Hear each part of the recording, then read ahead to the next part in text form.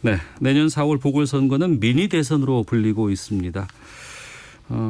더불어민주당이 이 보궐선거에 나설 후보들 설 연휴 이후 확정할 것이라고 지금 보도들 나오고 있고 야당 후보들은 다수가 출마 선언에 지금 임하고 있습니다.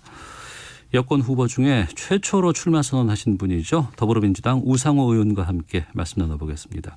어서 오세요. 네, 안녕하십니까. 예, 서울시장, 부산시장 다 여권 시장 자리였습니다. 네. 예, 그런데 보궐선거를 두 곳을 이제 치르게 됐고 여권에서는 아무래도 여러 가지 좀 의미가 좀 있는 선거일 수밖에 없겠고요. 여권 후보 가운데 처음으로 지금 출마 공식 선언을 하셨는데 각오부터 좀 말씀해 주시죠. 네, 지금 서울시가 굉장히 위기 상황입니다. 네. 지금 코로나 환자가 좀 급격하게 늘어나고 있고 네.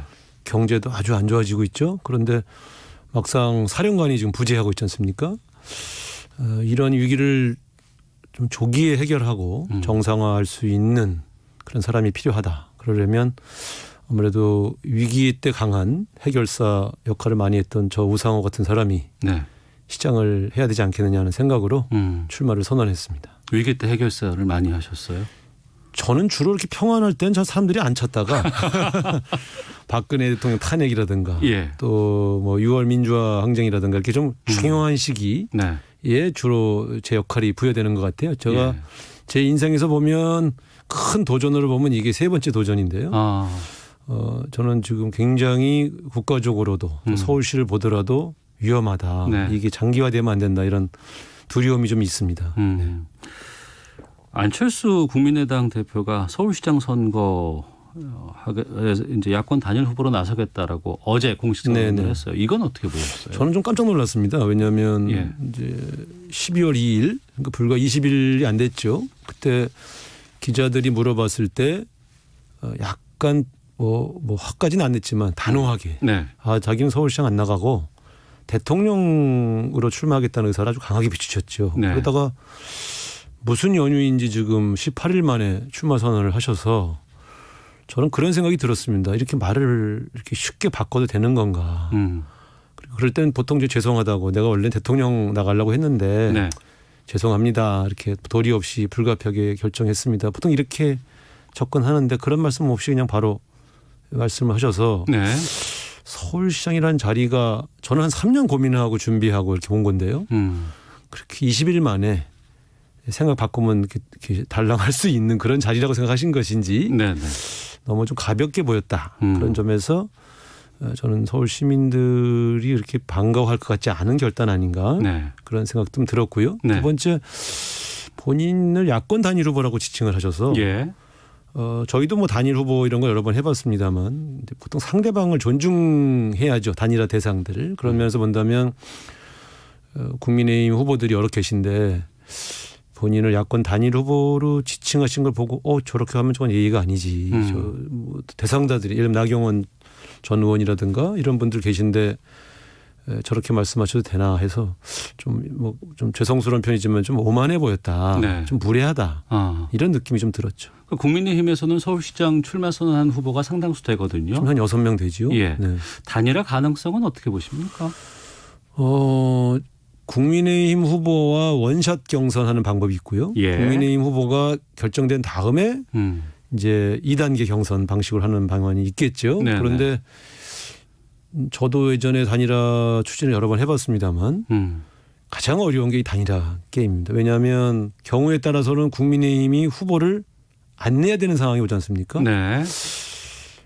안철수 후보의 위력이 어느 정도인지에 따라서 성사 여부가 달려 있다. 예를 들면 안철수 후보의 지지율이 아주 높아서 국민의힘 후보들로는 안 되겠다. 할 때는 이제 단일화 게임이 시작되겠지만 네. 안철수 후보의 위력이 생각보다 크지 않다. 그러면 국민의힘이 응할 리가 없으니 이것은 철저히 안철수 후보의 경쟁력. 예. 첫 번째 여론조사에서 경쟁력이 어떻게 나오는가에 달려 있다. 저는 그렇게 봅니다. 추이를 좀 봐야 되겠군요. 그렇죠. 본인이 하고 싶다고 해서 다 해주는 건 아니죠. 네. 민주당에서는 지금 우상호 의원께서만 지금 혼자서 지금 출마 선언을 하신 상황입니다. 네, 요즘 혼자 다니니까 좋습니다. 지금 그 중기부 박영선 장관이라든가 네. 또 박주민 최고위원 같은 경우에 출마 얘기가 있었거든요. 그렇죠. 이제 많은 언론들이 이렇게 의사를 물어보면 네. 두 분 다 부정하고 있지 않으니까 보통 정치에서는 부정하지 않으면 의사가 있는 걸로 간주하지 않습니까? 네네. 근데 아직은 출마 선언 뭐 박영선 장관님이 어차피 현직 장관이시라서 출마 의사를 밝히긴 조심스러우실 거고요. 네. 박주민 의원도 아직 고민 중이라고 해서 좀 지켜보고 있습니다. 뭐 따로 들으신 얘기는 없으세요? 네, 이런 경우는 따로 뭘 알아보는 게 되게 민망한 일이라 아. 그냥 그 두 분께서 결정해 주시는 대로 기다리고 있는 중입니다. 사의 표명한 이후에 추미애 장관에 대한 거론 가능성도 좀 나오곤 있는데 어떻게 보십니까? 그런데 이제 박영선 장관님이나 박주민 의원에 대해서는 이제 예. 거듭된 언론의 취재에 있을 때 부인하지 않는 것이지만 추 장관님은 사실 한 번도 시장으로 거론된 적은 없어서 예. 본인의 의사가 어떤지 확인하기는 좀 어려운 것 같고요. 예. 지금 아직 마무리가 안 된 일들이 좀 있어서 시장 준비하실 수 있겠나. 네. 물론 장관을 그만두신다 해도 그거는 조금 더 지켜봐야 될 것 같습니다. 네. 이번 서울시장 선거에 현재까지로 봐서 가장 주대한 그 이슈라고 네. 한다 그러면 지금 코로나 상황이라든가 네. 부동산 문제가 될 것 같습니다. 네. 이 의제들에 대해서 좀 질문을 드려볼까 하는데 이 코로나 상황은 어떻게 보고 계세요? 지금 이제 정부가 굉장히 뭐 신경 써서 이 네. 문제를 접근하고 있습니다만 사실은 부분적으로 좀 뚫린 셈이죠. 그 아주 방역이 잘 되다가 경제 문제를 고려해서 좀 풀었더니 바로 또 이렇게 또 확산이 돼서 다시 네. 좀 쪼이고 있는 중인데 네. 3단계로 가자는 주장도 있습니다만 이 예. 3단계라는 것은 사실상 가장 필수적인 활동을 뺀 모든 경제 활동을 중단시키는 일이라 굉장히 어렵습니다. 그래서 예. 가능한 한 3단계까지는 가지 않고 3단계에 준하는 강력한 조치로 이 코로나 바이러스를 잡는 것이 정부의 목표입니다. 네. 저는 연말 연초를 지나면서 지금 강화된 조치가 제대로 효과를 발휘하면 신년 초에는 조금 하락세로 돌지 않겠느냐 이렇게 예측하고 있습니다. 네. 최근에 그 방역 문제뿐만 아니라 이제 백신 얘기가 많이 네. 나오고 있습니다. 영국에서 이제 백신 최초로 접종을 시작을 했고 이제 미국에서도 맞고 있는 상황이거든요. 네. 근데 우리는 지금 못 하고 있다, 구하지도 네. 못하고 있지 않냐라는 비난도 좀 꽤 나오고 있습니다. 네. 여기에 대해서도. 근데 이제 그것은 각 나라마다 네. 전략이 다른 것입니다. 저희 대한민국은 K 방역이 일정하게 성공했다고 생각하고 네. 선치료제 개발 후 백신 보급이라는 국가 전략을 정한 것입니다. 네. 치료제만 나온다 그러면 사실은 코로나를 두려워할 이유가 없죠. 왜냐하면 고칠 수 있는 병이라고 생각하면 활동 반경이 훨씬 자유로워지니까요. 네. 연말 연초에 저 대한민국에서 개발한 치료제가 보급되기 시작하면 지금보다는 공포감이 상당히 저는 극복될 것이다 이렇게 보고요. 근데 치료제가 아무리 좋아도 계속 확산되면 위험이 있기 때문에 네. 백신과 치료제는 같이 가야 되는 것이죠. 예. 저희 정부가 걱정하고 있는 건 백신의 안전성이 확보될 수 있느냐. 사실 몇 달 전만 해도요. 네. 지금 뭐 백신 확보 못했다고 막 비판하시는 언론도 몇 달 전만 해도 독감 백신 부작용 갖고 한참 기사를 쓰지 않았습니까? 예. 잘 아시는 것처럼 독감 백신은 지난 10여 년간 안전성이 검증된 것인데도 불구하고 그 후유증이 만만치 않다 이렇게 보도를 했는데 코로나 바이러스 백신은 안전성이 검증되지가 않은 것이기 때문에 네. 사실은 이 안전성 검증이 우선이다. 그래서 이 백신 자체의 물량 확보 문제는 네. 저는 그렇게 두려워하시는 문제가 아니라고 봅니다. 백신이 안전성이 확보되면 각 제약회사의 양산 체제를 확보하는 일은 어렵지 않습니다. 네. 그것은 그 어디든 생산 기지를 만들 수 있는 거고요. 대한민국에도 백신 생산 기지가 있습니다. 그런 측면에서 본다면 양산 체제로 가고 있지 못한 것은 아직 네. 안전성이 검증되지 않아서 제약회사도 물량을 제대로 안 뽑아내고 있는 거거든요. 안전성만 확보된다 그러면 네. 저는 대한민국이 백신 물량 확보하는데 어려움 없다. 그렇게 확신하고 있습니다. 알겠습니다. 지금 이 강력한 거리두기 상황에서 또 2.5단계 상황에서 소상공인들 자영업자들의 상황이 상당히 힘듭니다. 네. 이 부분도 우리가 좀 챙겨봐야 될 것 같고 지금 밤 9시 이후에 전면 멈춤 지금 기간으로 지금 정하고 네. 지금 활동하고 있는데 여기에 대한 대책들도 좀 갖고 있어야 될 것 같은데요. 그렇죠. 지금 사실은 제일 걱정이 지금 중소상공인 자영업자 이분들이 과연 버틸 수 있느냐. 네. 처음에만 하더라도 몇 개월만 잘 방역을 하면 잘 풀릴 거로 생각해서 이제 일시적으로 풀기도 했습니다만 지금 정부와 서울시가 몇 차례에 걸쳐서 재난지원금을 지급했는데 네. 사실은 이 코로나가 확실하게 잡히지 않으면 무한정 지원할 수가 없으니까 네. 어려움이 있습니다. 그래서 지금은 최대한 방역을 강화해서 조기에 코로나를 잡는다는 전제 하에 예. 지원책들을 모색하고 있습니다. 지난번 본 예산에 포함된 코로나 재난지원금도 상당수 야당의 협조로 확보를 했고요. 서울시도 자체적으로 저는 재난지원과 관련한 추가적 지원 대책을 준비해야 된다. 그런데 이제 또 하나 나오는 이슈가 뭐냐면 이분들이 가장 고통받는 게 뭐냐 이렇게 물어보면 임대료예요, 임대료. 예. 지금 빚내서 임대료 내고 있다. 그래서 차제에 지금 정부가 임대료 지원책도 좀 발표를 오늘 했습니다만 네. 임대료 문제에 대해서는 지금 상가나 건물 주인들도 이게 이제 같이 살아야 되지 않겠습니까? 그런 예. 측면에서 어떻게 같이 협조할 거냐의 개선책이 필요하다. 그러니까 본인이 장사를 잘 못해서 수익이 적은 경우는 어쩔 수 없지만 이런 재해 때문에 재난과 재해 때문에 생기는 문제는 본인들 규칙 사유가 아니니 이런 경우는 건물주와 이 상가 소위 말하는 자영업자들이 좀 일부 서로 고통을 분담할 필요가 있지 않느냐. 네. 이런 제도들이 지금 국회에서 논의되고 있습니다. 네. 부동산에 대한 얘기도 참 많이 네. 나올 수밖에 없는 상황입니다. 네, 그렇습니다. 정부 정책 믿고 기다려줬는데 너무 많이 올라버렸다. 네. 화내시는 분들 많이 계시거든요. 그렇죠.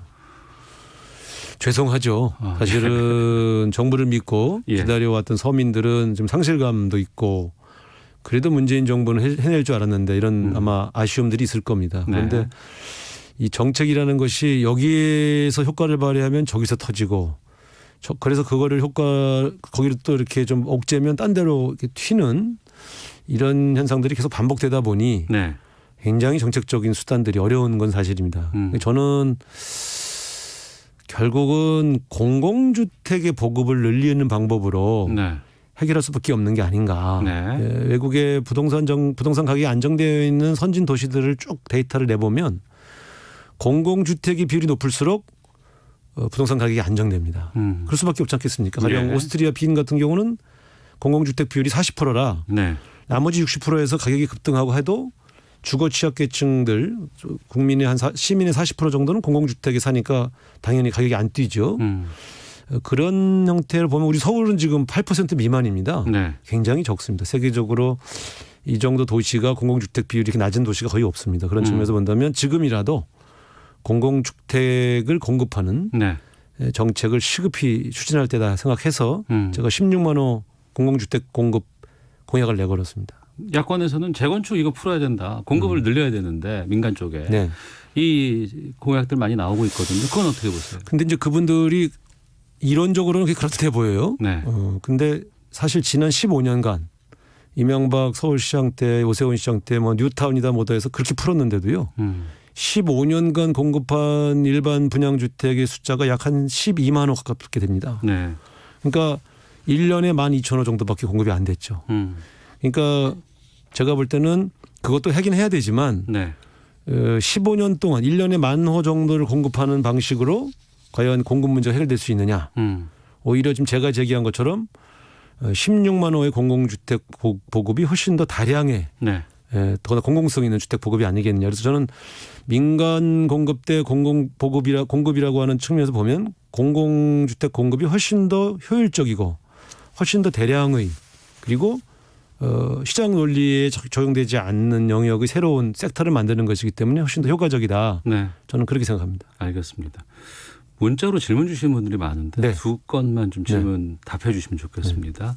이공호님, 우 의원님 서울시장 되시면 시민 전체를 대상으로 코로나19 전수조사 해보실 의향은 있는지요?라는 질문도 주셨고요. 네. 김성수님은 중대재해기업처벌법은 어떻게 되고 있습니까? 라고 질문 주셨습니다. 네. 예. 첫 번째 질문은 저는 의사가 있습니다. 예. 왜냐하면 지금은 대담하고 과감하게 접근을 해야지 예. 잘 되겠지 하면서 질질질 시간을 끌 때가 아니다. 그런 측면에서는 전수조사도 좋고요. 예. 저는 전 서울 시민 전원에게 백신을 공급하겠다. 이런 공약을 내걸었지 않습니까? 예. 어쨌든 상반기 내로 조기에 해결한다는 목표로 접근하는 게 좋다. 조금 과한 게 조금 부족한 것보다 훨씬 낫다고 생각하는 편이고요. 예. 중대재해기업처벌법은 지금 그 앞에 기업이라는 이름은 좀 빼자는 입장이고요. 예. 기업 전체의 이미지가 안 좋아지니까 지금 1월 초쯤에 저희 민주당에서 안을 내서 네. 통과시킬 그런 계획을 갖고 있습니다. 처음에 연내 통과가 가능할 것처럼 지금 보도가 나왔었는데 그건 안 되는 거군요. 지금 준비를 계속 하고 있고요. 예. 어떤 법이든 취지가 좋아도 네. 부작용이 크면 또 그 굉장히 그 또 반발이 세지거든요. 네. 그런 면에서 적어도 기업에서 이런 이 안일한 사고로 그 이 무고한 노동자들이 희생당하는 일을 없게 해야 되겠다는 취지는 네. 지금 저희 민주당이 전적으로 받아 안고 있고요. 이것을 조금 더 과감하게 접근을 할 생각인데 다만 애초에 나온 원안들을 보면 기업 중에서 조금 그 준비가 안 돼 있는 기업 같은 경우로 의외로 큰 피해를 볼 수 있는 측면들이 있어서 조금 손을 보고 있다 이렇게 말씀드리겠습니다. 알겠습니다. 정치권 이슈 모처럼 오셨으니까 네네. 좀 짧게 좀 여쭤보도록 하겠습니다. 윤석열 총장 이제 징계 2개월 나왔습니다. 여기에 대해서 이제 이번 주부터 이제 법원에서 심의가 좀 있다고는 하는데 이거 어떻게 보세요? 글쎄요, 저는 뭐 경우에 따라서는 절차에서 뭐 이런저런 트집을 잡을 수도 있고 또 윤석열 총장 본인 입장에서 보면 임명해 놓고 나를 이렇게 괴롭힐 수 있느냐 이런 생각을 할 수도 있지요. 인간이니까. 그러나 지금 법무장관도 사퇴를 표명했고 네. 그 징계안에 대통령이 사인을 했는데 그러면 사실 임명권자의 의사가 드러난 거 아니겠어요? 그러면 지금쯤은 자진 사퇴해서 저도 대한민국과 검찰 조직이 좀 안정되도록 도울 필요가 있다. 네. 그리고 이 정도면 해임도 아니고 정직 정도의 처분이 내려진 거면 적어도 윤석열 총장 본인의 명예는 네. 일정 정도 지킨 거 아니냐. 그런 면에서 사실 지금 이렇게까지 감정이 서로 상해 있는데 이 정부와 과연 이 윤석열 총장이 앞으로 내년 7월까지 같이 갈 수 있겠습니까? 그게 바람직하겠습니까? 그런 측면에서 무엇이 옳으냐 그러냐를 더 이상 따지지 말고 이젠 사퇴해야 된다. 과거에 검찰총장들이 자진 사퇴한 사례가 여러 번 있는데 그때 그 본인들은 얼마나 억울했겠습니까? 그러나 국가를 위해서 검찰 조직의 안정을 위해서 결단해 주신 분들이 많았거든요. 네. 저는 원래 윤석열 총장의 사퇴를 원했던 사람은 아닙니다. 가능한 한 대통령이 임명한 분이 끝까지 가는 게 좋다. 네. 이렇게 판단했었지만 지금은 더 이상 불가능하다. 그러면 지금 대통령이 해임하는 모양새를 갖추기도 어렵고 본인의 사퇴밖에 없다. 그런 측면에서 법정에 가서 대통령 상대로 이렇게 소송 걸고 이런 것보단 적절한 시점에 툭 내려놓고 어차피 또 정치적 어떤 가능성이 열려 있지 않습니까? 네. 그렇다면 더더욱 여기에 머물러야 될 이유는 없다 이렇게 보고요. 네. 자진 사퇴가 답이다 이렇게 생각합니다. 알겠습니다. 내년 4월이면 이제 100일 정도 남은 거예요. 네. 예. 지금 여당에서는 지금 유일하게 지금 출마 선언을 하신 입장에서 지지율이 별로 지금 잘 안 오르시는 것 같더라고요. 네. 예. 그게 이제 제 고민이죠 사실. 예. 그런데 출마 선언하고 나서 최근 일주일 사이에 상당히 그 지지율 상승폭이 괜찮습니다. 예. 그래서 열심히 국민들에게 다가가서 시민들에게 적임자로서 인정받기 위해서 더 노력하도록 하겠습니다. 알겠습니다. 서울 시민께 국민들께 끝으로 한 말씀 해주신다면. 연말연시 사실은 좀 더 그 밝고 즐겁게 한 해를 마무리해야 되는데 이렇게 어려운 일들 속에서 많은 이제 불안, 공포, 답답함들이 많이 우울한 연말연시가 되겠습니다만 그래도 오늘보다는 내일이 나아질 수 있다는 희망을 갖고 가까운 더 소중한 사람들과 함께 보내는 연말 되시기를 바라고요. 저희가 최선을 다해서 조기에 이 위기를 극복하겠습니다. 알겠습니다. 자, 지금까지 서울시장 선거 출마 선언하셨습니다. 더불어민주당 우상호 의원과 함께했습니다. 또 뵙겠습니다. 네, 감사합니다. 예, 고맙습니다. 자, 이 시각 교통 상황 살펴보고 헤드라인 뉴스 듣고 돌아오겠습니다. 교통정보센터의 오수미 리포터입니다.